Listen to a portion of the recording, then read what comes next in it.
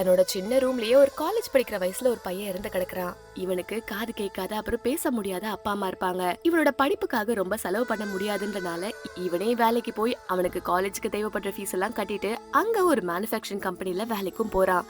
இந்த மாதிரி சமயத்துல திடீர்னு ஒரு நாள் இவன் இறந்துட்டான்ற செய்தி சொல்லவும் இவங்க அம்மா அப்பாவால அதை ஏத்துக்கவே முடியல. அது மட்டும் இல்லாம இவன் ஒரு கம்பெனில வேலை செஞ்சதுனால அந்த ஓனரும் இவங்க வீட்டுக்கு வந்து பேச முடியாத காது கேட்காத இவங்க அப்பா அம்மாவை ஏமாத்தி ஒரு சின்ன அமௌண்ட்டையும் அவங்க கையில கொடுத்துட்டு அந்த பையன் இறந்து போன அதே சடங்குல தான் இருக்கான்.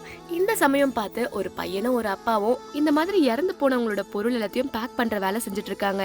அவங்களும் வந்து இந்த பையனோட பொருட்கள் எல்லாத்தையுமே எடுத்து பேக் பண்ணி அந்த அம்மா கிட்ட கொடுக்கும் போது அந்த அம்மாவால கத்தி கதறி அழக்கூட முடியாம நெஞ்சு அடிச்சு அடிச்சு அழ ஆரம்பிக்கிறாங்க. எங்களை கஷ்டப்படுத்த கூடாதுன்னு சொல்லி அவனே வேலைக்கு போய் சம்பாரிச்சானே, எங்களையும் நல்லா பாத்துக்கிட்டானே, இந்த மாதிரி ஆயிடுச்சுன்னு சொல்லி அவங்களோட மனக்குமுறலா அவனால புரிஞ்சுக்க முடிஞ்சது.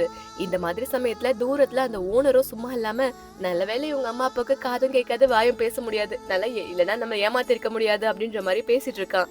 இத கேட்ட இவரும் நேரா அந்த அம்மா அப்பா கிட்ட போய் நடந்த எல்லா விஷயத்த பத்தி சொல்லவும், என் பையனை கஷ்டப்படுத்தி வந்த பணம் எங்களுக்கு தேவையே கிடையாது அப்படின்ற மாதிரி அந்த ஓனர் கிட்டயே அந்த பணத்தை கொடுத்தது மட்டும் இல்லாம ரொம்பவுமே அவங்க ஃபீல் பண்ணி அழுதுட்டு இருப்பாங்க. வேலைக்கு போன இடத்துல ஒரு நாள் ஓவர் டைமா அவன் வேலை செஞ்சுட்டு இருப்பான். அந்த நேரம் அவனோட கால் தெரியாம அந்த மிஷின்லயும் மாட்டிக்குது. அவனோட கால் எலும்பெல்லாம் உடைஞ்சாலுமே இருந்தாலுமே கஷ்டப்பட்டு அந்த காலெல்லாம் எடுத்துட்டு இருந்தாலுமே அங்க இருந்தா தன்னோட ஓனருக்கும் போன் பண்ணி இந்த மாதிரி இந்த மாட்டிக்கிட்ட சீக்கிரமா வந்து ஹெல்ப் பண்ணுங்க அப்படின்ற மாதிரி கேக்குறான். ஆனா அந்த ஓனருக்கு கொஞ்சம் கூட ஈவு இறக்கம் இல்லாதனால அவன் வரவும் மாட்டேங்கிறான். அடுத்த நாள் என்னால வர முடியல, நான் ஹாஸ்பிட்டலுக்கு போகணும் அப்படின்ற மாதிரி சொல்றான். ஆனா நாளைக்கு நீ வராம இருந்தனா உனக்கு லீவ் தான் போட்டுருவேன் அப்படின்ற மாதிரி எல்லாம் சொல்லி இந்த பையனை ரொம்ப கஷ்டப்படுத்துவோம். இவனும் இந்த வலியை பொறுத்துட்டு வேலைக்கு கொஞ்ச நாள் வந்துட்டே இருந்திருக்கான். அவன் அடிப்பட்ட இடத்துல இருந்து இன்ஃபெக்ஷன் ஆகி அது எப்படியோ அவனோட பிளட் எல்லாம் கலந்து கடைசியில அவன் இறந்து போனதுக்கு அதுதான் காரணமா இருக்கு.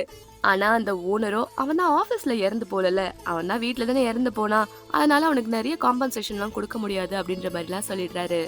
மனசாட்சியே இல்லாத ஆளா நீ என்னடா ஆளு, என் பையன் பாருடா கஷ்டப்பட்டு வேலைக்கு போய் எனக்காக சேர்த்து என்னோட சர்ஜரிக்கோ என்னோட புருஷனோட சர்ஜரிக்கோ சேர்த்து வச்சிருக்கா பாருடான்னு சொல்லி அந்த பையன் சேர்த்து வச்ச காசு அப்படியே பார்த்தா நம்ம ரொம்ப ஃபீல் பண்ணி இறந்து போன தன்னோட பையனை போட்டோல பார்த்து ஃபீல் பண்றாங்க.